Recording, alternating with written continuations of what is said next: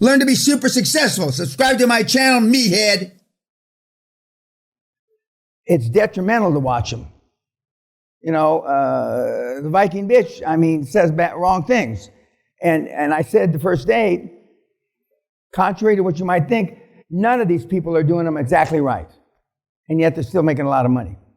We don't have anybody out there that are doing them 100% right. Now, I make fun of also ran, but I mean, the rest of the people are somewhere between also ran and perfection, but they're not perfect. Well, and even though I tell you, you don't have to be perfect, or even reasonably close to being perfect, but you still hesitate because of, you know, that lack of self-confidence, and you haven't done it yet. In his particular case, he's got extraordinary financial skills, but which don't equate one iota to doing the deals. They just don't. In fact, they hinder him because he looks at too many numbers. He overanalyzes them. And we're trying to get away from that. And I said, we're not going to be any 500 million euro company with you keeping, you know, breaking down the spreadsheets and this and that. I mean, that's not what's required. That's not what's required. Which begs the answer, you know, Ted Cook is one of the great CEOs of the last 10 years. Does he have to be as good at what he does? He's got a great product, you know, he's a world-breaking product. So there's a lot more behind the growth of these companies than one would think. And especially the melonheads that are, you know, buying the shares, and the millennials that are, you know, supporting these platforms that buy shares. They have no idea. At least the kids that are buying Bitcoin admit they don't know anything about Bitcoin. Okay, any questions about, who's my 5:30? 6:30? Oh, 6:30, okay. Any questions about Anders? We're going to go back tomorrow. When we come back, we're moving on from the chair to the CEO, and we're going to go through each individual slot, as I told you we would. And, yes, sir? No, Jason didn't. Well, I thought he was going to do a second roll-up.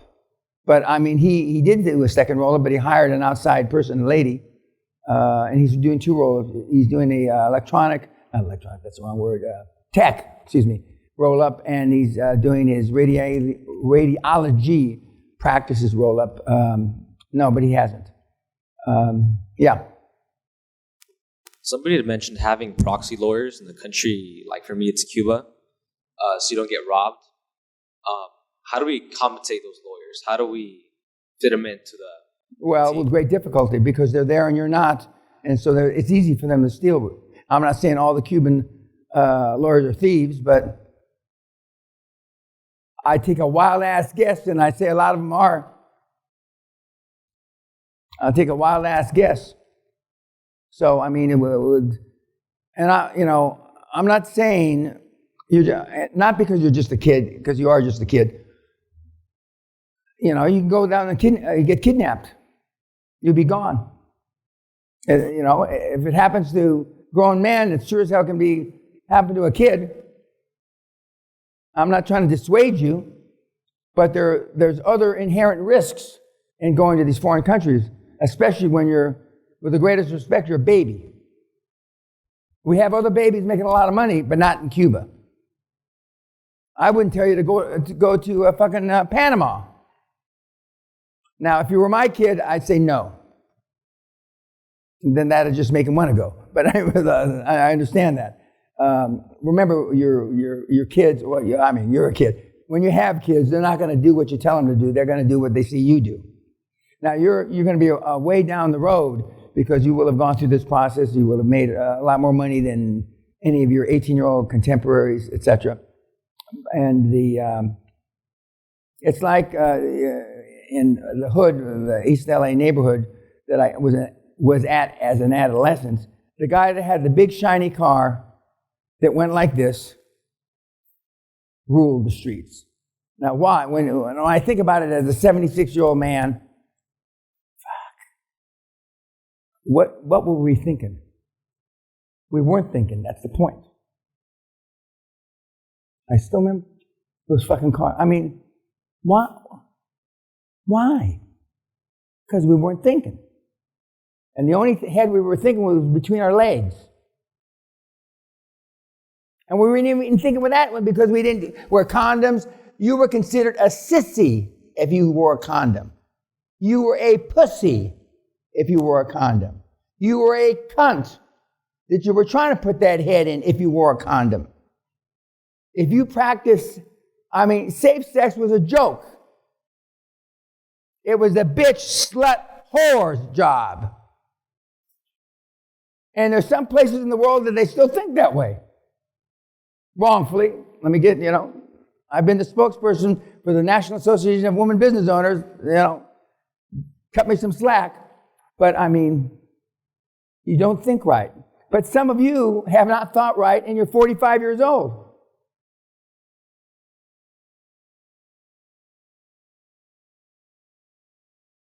And we know why, though. Other question. Again. Well, you said there's gold lying in the streets in Cuba, so...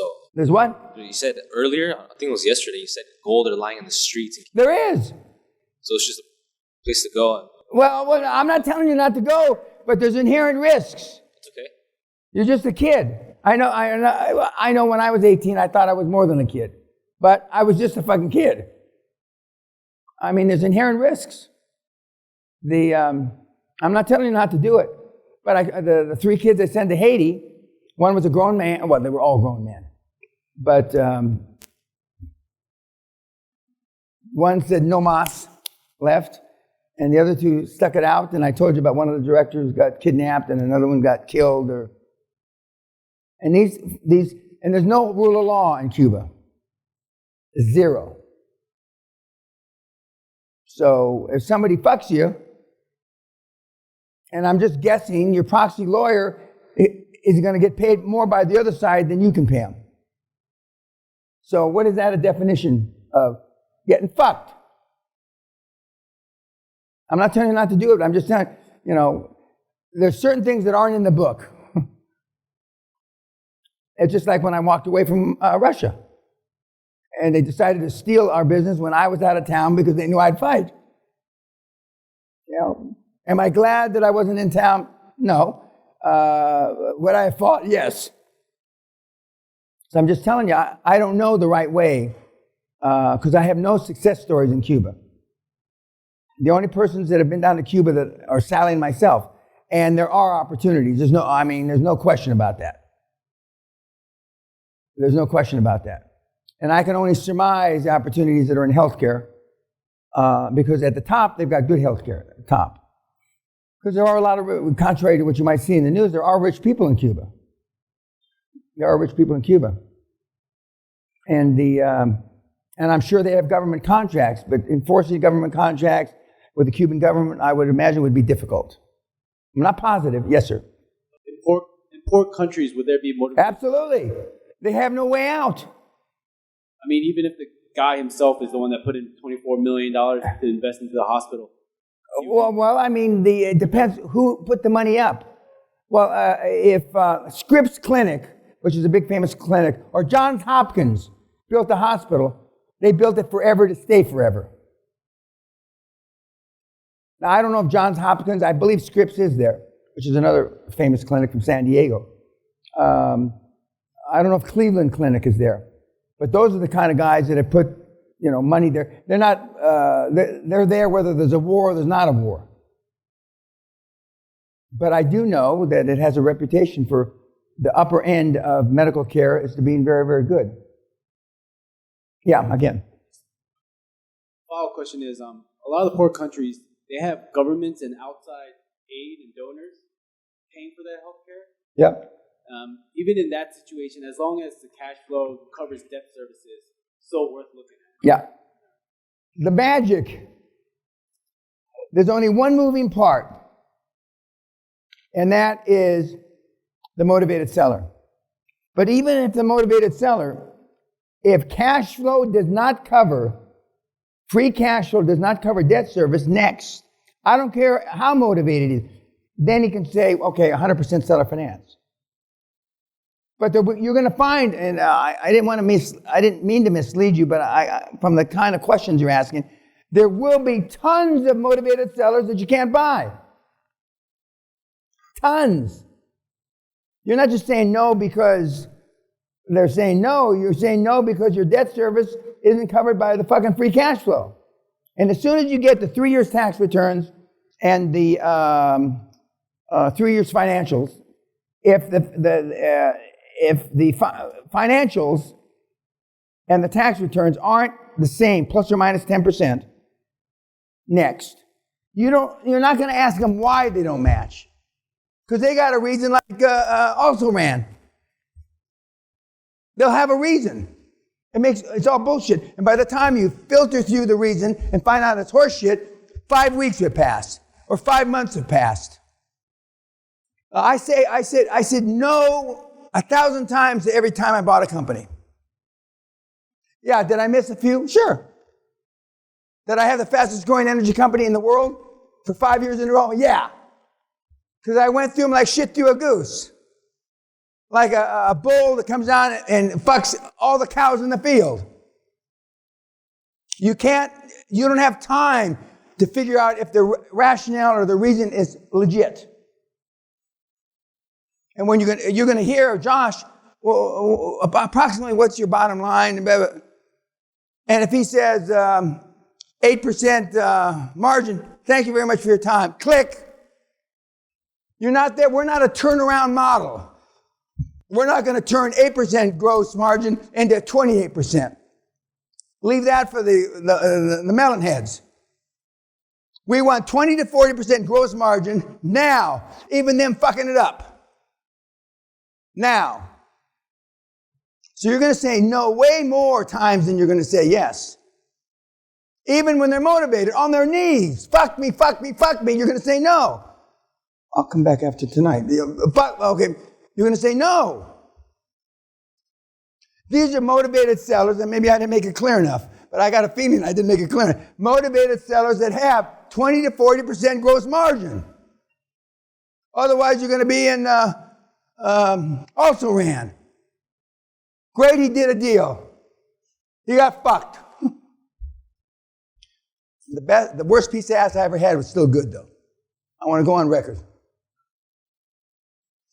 5:30, see at 5:30, and then at 6.